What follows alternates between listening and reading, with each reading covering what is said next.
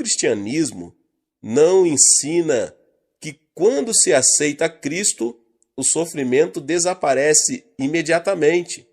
O cristianismo é uma religião que abraça continuamente o sonho e a esperança, e assim supera todo tipo de obstáculo. O sofrimento em Cristo é a semente da esperança. Por isso mesmo, o cristão deve dar graças em meio ao sofrimento. Essa é uma fonte de poder que nos permite vencer o mundo.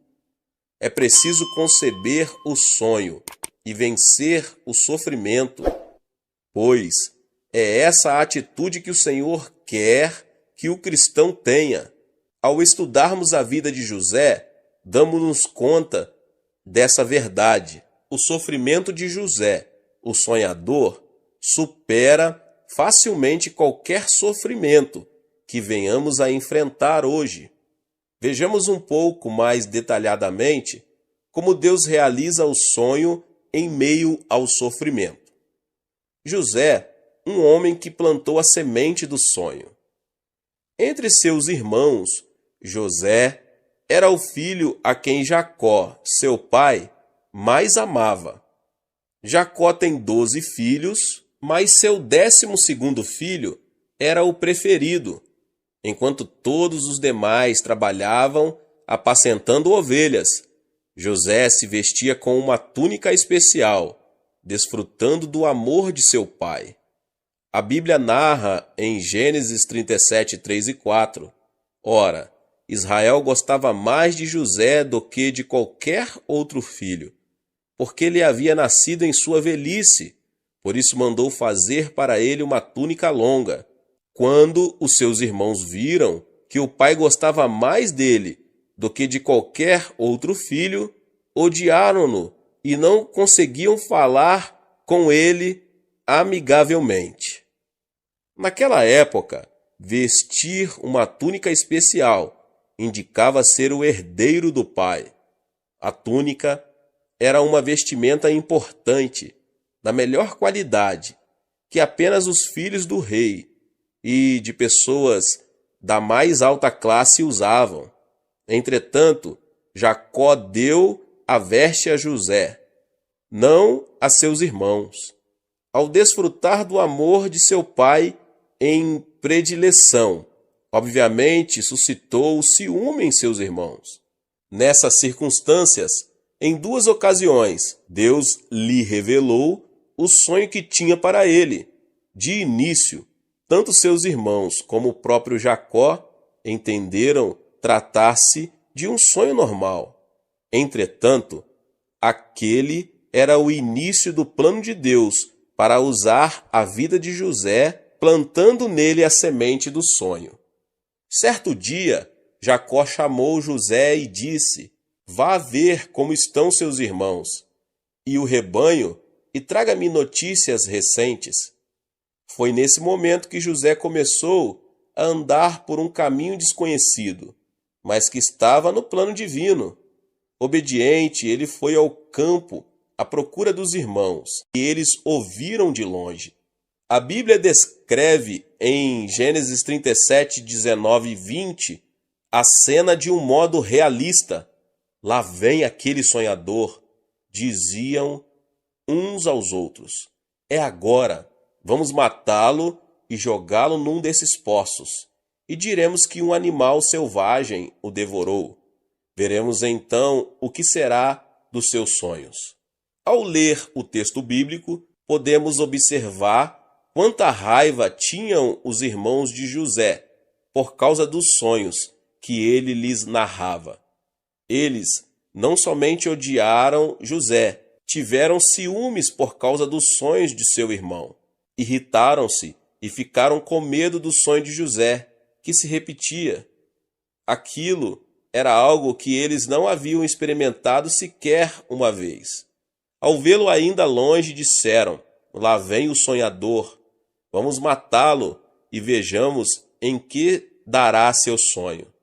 Os irmãos estavam com muita raiva por José ter tido e narrado aqueles sonhos. Estavam a ponto de querer destruí-lo à força. O sonho de Deus, porém, supera o poder do homem.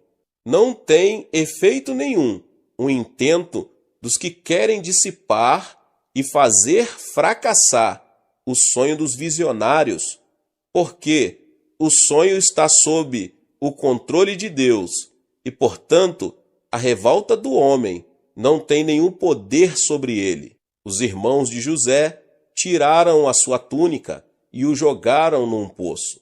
Depois, comeram a comida que José havia trazido para eles e disseram: vejamos o que acontece com seu sonho. José foi jogado num poço muito escuro. Era um vale deserto. Morrer de fome era questão de tempo se seus irmãos o abandonassem ali, indo para outro vale. José, porém, pôde vencer a aflição porque tinha um sonho em seu coração. Ele pensou no sonho de Deus, mesmo estando no fundo do poço. Uma lição importante que podemos aprender aqui é acreditar, quando se sonha o sonho de Deus, é esse sonho que passa a nos governar. No caso de José, o sonho começou a conduzi-lo quando ele entrou na dimensão dos sonhos. Os irmãos de José pretendiam deixá-lo morrer de fome. Entretanto, assim que José foi jogado no poço, passaram por ali alguns mercadores ismaelitas. Foi nesse momento que um dos irmãos, Judá, lhes fez uma proposta: que ganharemos se matarmos o nosso irmão e escondermos o seu sangue? Vamos vendê-lo aos ismaelitas. Não tocaremos nele, afinal é nosso irmão, é nosso próprio sangue. E seus irmãos concordaram. Gênesis 37, 26 e 27. Essa cena mostra como Deus começou a atuar na vida de José. O plano de Deus excede as expectativas humanas. De acordo com o pensamento humano, não havia como José ser resgatado por seus irmãos, já que eles o haviam jogado no poço. O que esperava José era a morte. Entretanto, o aparecimento dos mercadores ismaelitas não deixa de ser um plano divino. Deus permitiu que José fosse vendido como escravo para o Egito. O Senhor operou sobre as circunstâncias e o enviou para o Egito, porque José tinha o sonho de Deus. Podemos perceber qual era o sentimento de José. É certo que esse homem havia começado a sonhar com Deus. Por outro lado, é certo que também uma tempestade de dúvidas o estivesse açoitando. Certamente, houve momentos em que ele sentiu que Deus queria deixá-lo por completo. O tempo todo deve ter sido este o seu pensamento. Por acaso Deus está vivo? Tenho certeza de que foi Deus que me revelou este sonho? Então, por que estou enfrentando essas dificuldades? Além disso, deve ter sentido medo, com lágrimas nos olhos, questionando se Deus o havia abandonado. Em sua viagem até o Egito, sentiria o desespero de não poder ver seu pai novamente e de lembrar-se do desejo de vingança de seus irmãos que os levaram a traí-lo. Em meio a tanto sofrimento, não seria de estranhar que José se sentisse tão mal, porque todos os sonhadores têm a mesma experiência. Por mais que tenham concebido o sonho de Deus, se as circunstâncias não acompanham esses sonhos, eles chegam a pensar: isso será da parte de Deus? E as dúvidas com certeza continuam. Deus me ajudará? Podem chegar até a pensar que Deus os tem abandonado. Caso o grau de ansiedade aumente, podem chegar a duvidar da existência de Deus. Não nos podemos concentrar nas circunstâncias variáveis.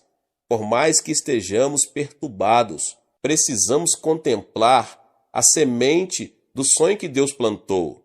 Devemos crer que essa semente foi plantada em nós, mesmo que as circunstâncias se nos apresentem adversas e obscuras. Quando alguém persevera em esperança, vê chegar o tempo quando a semente produz flores e frutos. Mesmo encontrando-se em situação frustrante, José lembrou-se de que por 2 vezes recebera de Deus uma semente de esperança. Por isso, ele se apegou à confiança que revela: chegará o dia em que a semente da esperança dará seu fruto.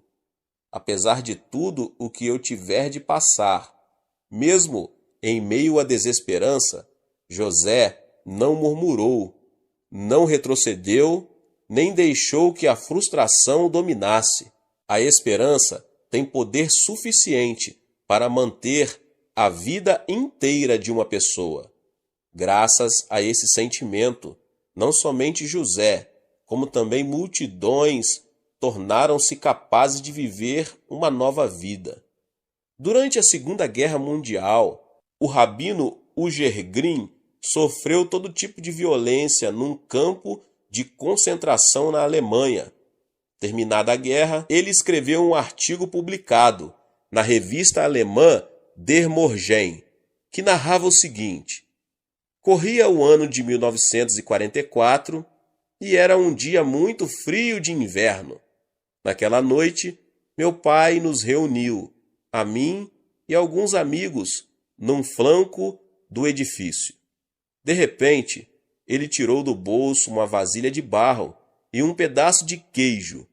No campo de concentração, não se podia conseguir um pedaço de queijo. O certo, porém, é que meu pai deixou derreter o queijo, umedeceu o pavio e depois ateou fogo no queijo. Por que o senhor não come o queijo em lugar de despedaçá-lo? Perguntei.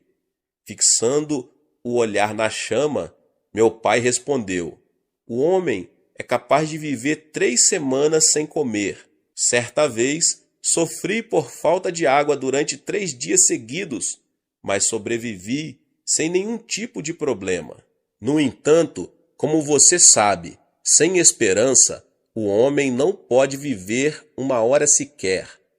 O motivo de eu ter ateado fogo no queijo é que, embora estejamos num campo de concentração, eu queria garantir para vocês que Deus está conosco como uma chama de esperança, da mesma forma que a chama está nesta vasilha.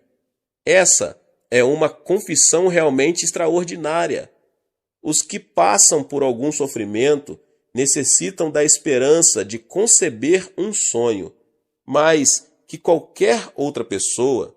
Isso se deve ao fato de a esperança nos fortalecer para superar todo tipo de adversidade e aflição. Jesus Cristo representa todos os que foram vivificados pela esperança em meio ao desespero. O desespero sentido por Jesus é algo que não se pode descrever com palavras humanas.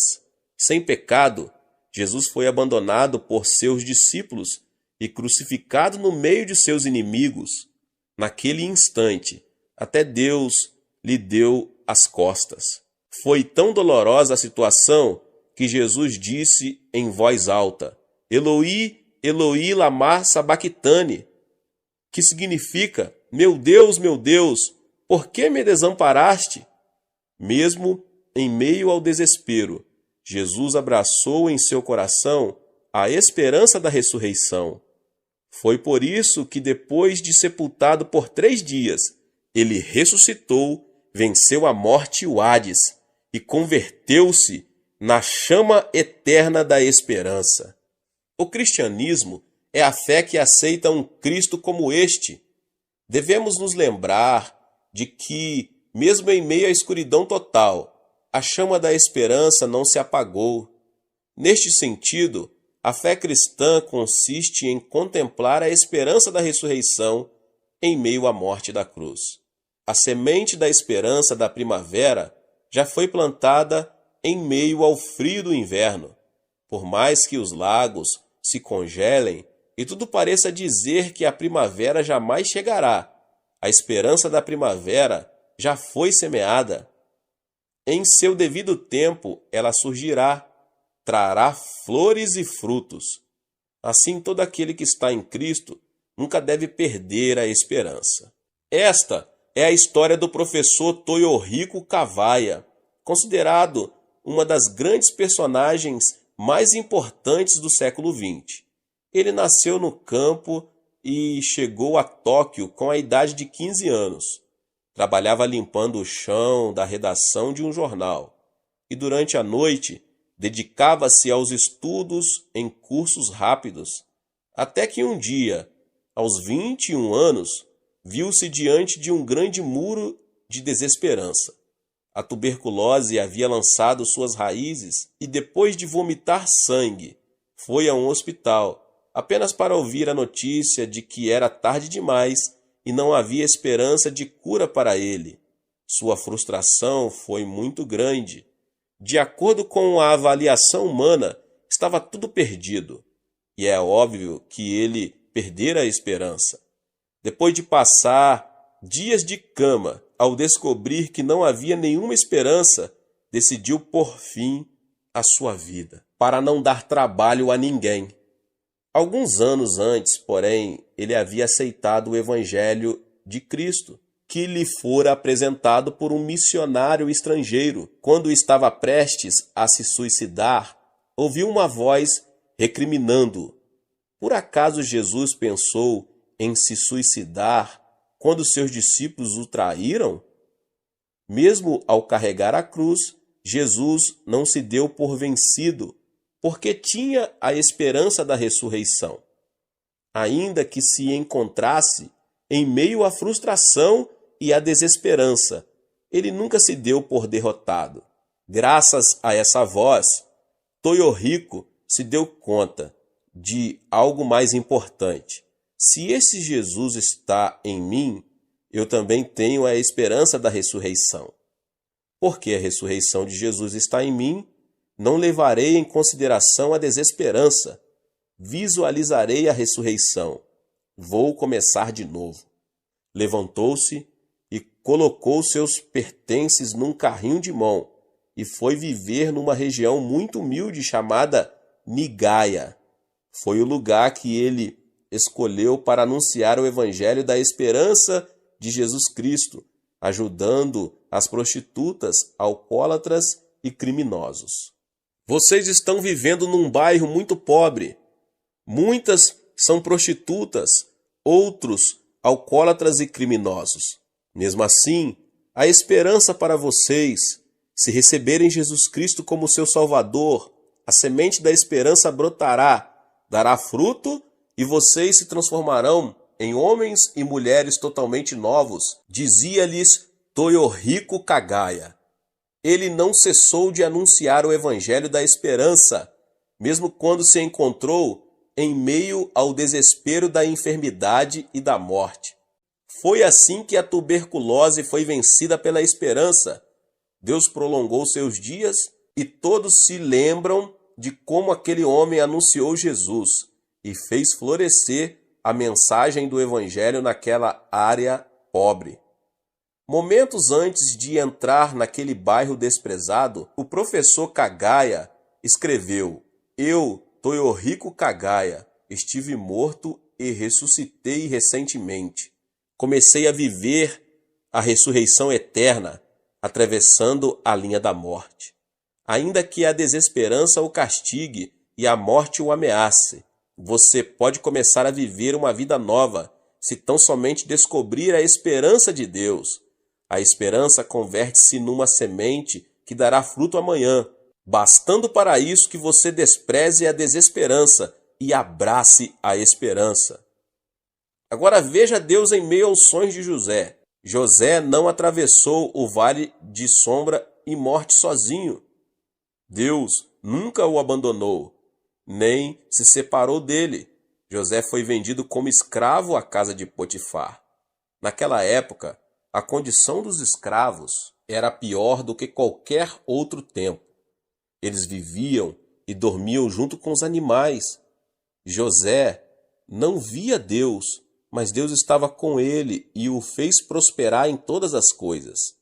Em tudo o que José fazia, ele alcançava sucesso, porque Jeová estava com ele. Ele era um simples escravo de Potifar. Ao ver o sucesso que José alcançava em tudo o que fazia, seu senhor impressionou-se muito e o nomeou mordomo da casa. O Senhor estava com José, de modo que este prosperou. Gênesis 39, 2. Se Deus estava com José em meio a seus sofrimentos, e se todo o desenrolar de sua história fazia parte do plano divino, não podemos evitar a seguinte pergunta: por que Deus não o exaltou assim que ele chegou ao Egito? Se Deus havia planejado usá-lo, por que desde o começo não o estabeleceu num posto de liderança, de acordo com a sabedoria humana? Isso é incompreensível. Entretanto, meditando na relação entre o oleiro e o barro, podemos entender o porquê de todas as dificuldades vividas por José. Por si só, o barro não pode transformar-se num vaso. Só nas mãos do oleiro o barro pode ser transformado num instrumento útil. O oleiro não pode usar a terra em seu estado bruto. Esta precisa ser trabalhada para tornar-se suficientemente maleável, a fim de que o oleiro possa moldar um vaso. O plano de Deus foi trabalhar a vida de José durante 10 anos, com o objetivo de usá-lo como um vaso grande e precioso. O sofrimento de José continuou porque seu destino era um vaso melhor. Quando Potifar nomeou José mordomo da casa, a esposa de Potifar começou a tentar José. Pediu-lhe várias vezes que se deitasse com ela. José, porém, repeliu-a. Certo dia, enquanto todos os servos trabalhavam fora da casa, José entrou para cumprir as tarefas e foi assediado pela esposa de Potifar. Ao se levantar pela manhã, vendo José dentro da casa, ela viu a oportunidade, abraçou-o e disse, tentando José: "Vamos, deite-se comigo." José refutou aquele convite replicando: "Não posso cometer esse pecado." No entanto, ao fugir, não pôde levar com ele o seu manto, porque a esposa de Potifar o havia segurado em suas mãos. E foi justamente isso que aconteceu. A esposa de Potifar, pegando a túnica de José, começou a gritar: "Fui ofendida e maltratada. José quis me assediar sexualmente, e quando eu gritei, ele fugiu." Com essa tática, ela culpou José de tê-la assediado. Era o começo de uma nova etapa de sofrimento para ele. Não havia testemunha. Além do mais, a mulher era nada menos que a esposa de Potifar. Ninguém se pôs a favor de José. Ele era um simples escravo. Não podia sequer justificar-se. Tendo ouvido o grito, todos os escravos correram para a casa de Potifar, que supostamente estava no palácio de Faraó. Ele chegou em sua casa apressadamente. Com toda a certeza, maltratou e expulsou José. Nessa época, o escravo não tinha nenhum direito legal. O dono podia matá-lo como a um animal. Além disso, o adultério era considerado um pecado tão sério que era preciso que aquele que o cometera fosse a julgamento.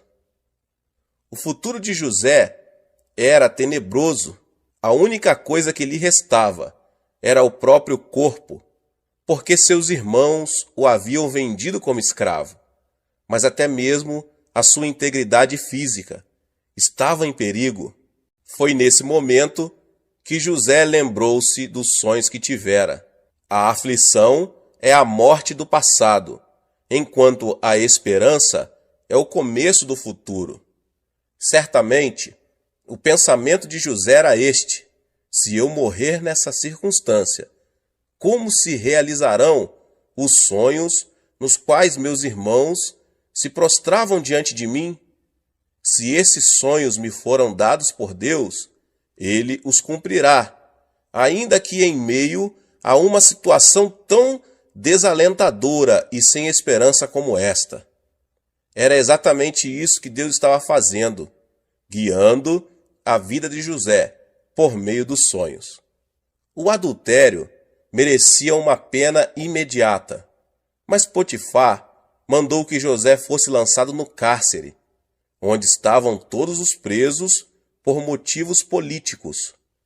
Deus fez que José continuasse vivo, levando-o para um lugar a que jamais poderia ir por causa de sua posição social inferior. Quando alguém concebe sonhos e esperança e não os abandona, a semente da esperança dá seu futuro. Como depois de um frio inverno, a primavera do universo brota e traz consigo um novo tempo. Aquele que tem Cristo no coração vence a morte e produz o fruto da ressurreição. A semente da ressurreição que Cristo nos deu tem o poder de frutificar em qualquer circunstância. Certa vez, expedicionários ingleses descobriram sementes dentro de uma pirâmide no Egito. As sementes tinham 3.000 anos. Muitos pensaram que elas estavam mortas. Entretanto, levadas para a Inglaterra e plantadas, deram fruto. Se uma semente, cerca de mais de 3.000 anos, pôde dar fruto, quanto mais nós, que temos a semente de Jesus Cristo em nosso coração. Certamente, teremos sucesso em tudo, como se enche de felicidade a nossa alma, e teremos saúde e vida em abundância, podendo ver o fruto da vitória. Foi isso que José experimentou. Viu que seu sonho se realizava, porque Deus estava com ele, mesmo tendo sido lançado no cárcere. Quem foi posto na cela onde José estava? O padeiro e o copeiro, por haverem ofendido o Faraó. Na mesma noite, os dois tiveram sonhos estranhos e não os podiam interpretar. Quando narraram os sonhos a José, ele interpretou o sonho de cada um, e de acordo com sua previsão, o padeiro foi morto e o copeiro tornou a sua função.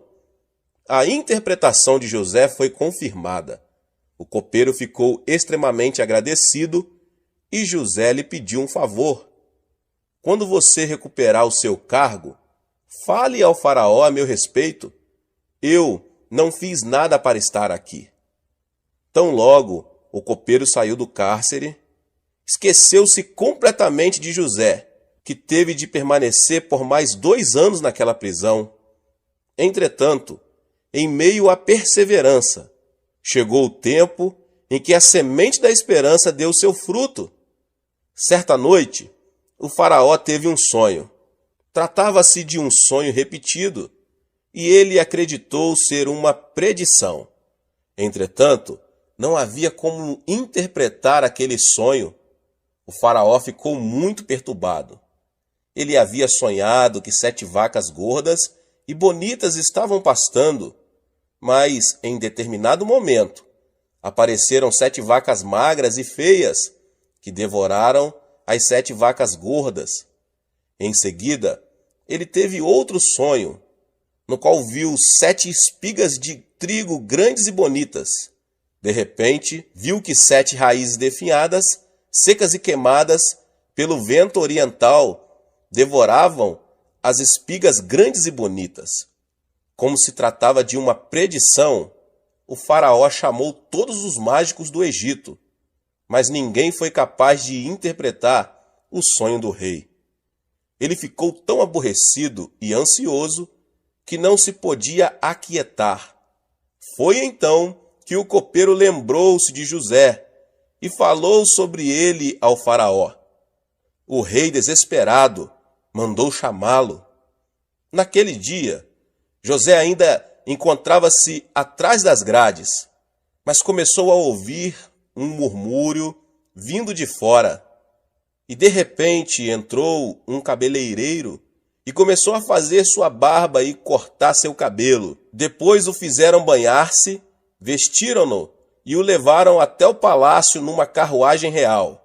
Num piscar de olhos, as circunstâncias haviam mudado. O sonho do faraó estava realmente sendo usado para o cumprimento dos planos divinos. Havia chegado a hora em que os sonhos de José começaram a brotar e a dar fruto, e a sua taça passou a transbordar a graça divina. Era um momento em que a semente guardada por José durante muitos anos começava a dar fruto. A semente da esperança plantada na terra do sofrimento dá o seu fruto em seu devido tempo. Se você semeia a semente de Jesus Cristo na terra do sofrimento e da aflição, ela dará seu fruto. Cristo, a ressurreição e a vida, faz que brote e dê fruto em nossos dias. Para os que amam a Deus e foram chamados segundo o seu propósito, tudo contribui para o bem e produz o fruto. Essa verdade imutável tornou-se visível na vida de José. Ele se apresentou ao faraó e não só interpretou o sonho, como lhe revelou a maneira pela qual poderia resolver o problema. A providência consistia em construir armazéns em cada distrito e guardar o excedente das colheitas durante 7 anos. E depois, quando chegasse a seca, abrir as portas dessas reservas. O faraó ficou surpreso com a sabedoria de José, e vendo que aquela era a melhor ideia para preservar seu povo, nomeou-o primeiro-ministro de todo o Egito. Você terá o comando de meu palácio, e todo o meu povo se sujeitará às suas ordens. Somente em relação ao trono serei maior que você. E o faraó prosseguiu: entrego a você agora o comando de toda a terra do Egito. Em seguida, o faraó tirou do dedo o seu anel e o colocou no dedo de José. Mandou-o vestir linho fino e colocou uma corrente de ouro em seu pescoço. Também o fez subir em sua segunda carruagem real. E à frente, os arautos iam gritando: abram caminho. Assim José foi colocado no comando de toda a terra do Egito. O Salmo 23:5 diz: preparas um banquete para mim, à vista dos meus inimigos. Tu me honras, ungindo a minha cabeça com óleo e fazendo transbordar o meu cálice. Isso se tornou realidade na vida de José. Ele se tornou primeiro-ministro diante de seus irmãos, do próprio Potifar e da esposa deste. Deus havia preparado um grande banquete à vista de seus inimigos, seus irmãos e a esposa de Potifar, que tanto o tinham afligido. As circunstâncias em que vivemos mudam com o tempo. A sombra torna-se um lugar aconchegante e iluminado pelo sol. O sonho de José tornou-se realidade. Em seu devido tempo, a semente da esperança deu seu fruto. O resultado de José por ter perseverado em meio à noite mais escura, o fruto de ele ter enfrentado a pior tempestade, foi ele chegar a ser primeiro-ministro. Deus permitiu que José vivesse no cárcere durante 10 anos para moldar sua vida, até que chegasse o dia em que ele viu a oportunidade e teve suficiente sabedoria e capacidade para emocionar um rei. Não é que José tenha conseguido isso por seus próprios méritos. Deus o ajudou. Deus, o oleiro, moldou a vida de José, com o objetivo de fazer desse homem um vaso que contivesse sabedoria e conhecimento. A partir daquele momento, ele viveu sob a graça divina, a ponto de conseguir salvar a vida de muitas pessoas. O sonho de José não somente traz consigo a glória de uma pessoa, como também a sobrevivência de milhares de egípcios e dos que vieram do Oriente Médio. É de admirar que, quando Jacó, o pai de José, morreu, seus irmãos se tenham reunidos ansiosos e afirmado: nosso pai está morto, e chegou a hora de José se vingar de nós. O fato é que os irmãos de José nunca tiveram paz, desde o momento em que venderam o irmão. Pensaram que José não se havia vingado por causa da presença de Jacó, seu pai, mas que, naquele momento, faria isso. Mas em Gênesis capítulo 50, verso 15 diz: vendo os irmãos de José que seu pai havia morrido, disseram: e se José tiver rancor contra nós e resolver retribuir todo o mal que lhe causamos? Os irmãos anteciparam-se e mandaram dizer a José: antes de morrer, teu pai nos ordenou que disséssemos o seguinte: peço-lhe que perdoe os erros e pecados de seus irmãos que o trataram com tanta maldade. Agora, pois, perdoa os pecados dos servos do Deus do teu pai. Quando recebeu o recado, José chorou. Gênesis 50, 16 e 17. Será que Jacó teria dito isso mesmo? Mentira! Eles disseram isso por temerem que José se vingasse deles. Eles teriam ouvido alguém dizer: fizeram-me tanto mal que não posso perdoá-los. Entretanto, ao notar que seus irmãos estavam com medo do que lhes podia acontecer, José rompeu em choro. Essa qualidade de José é também produto do trato de Deus ao longo dos anos. José se convertera numa pessoa flexível e muito amorosa. O amor de Deus o havia tornado assim, e assim ele pôde consolar seus irmãos. José, porém, lhes disse: não tenham medo.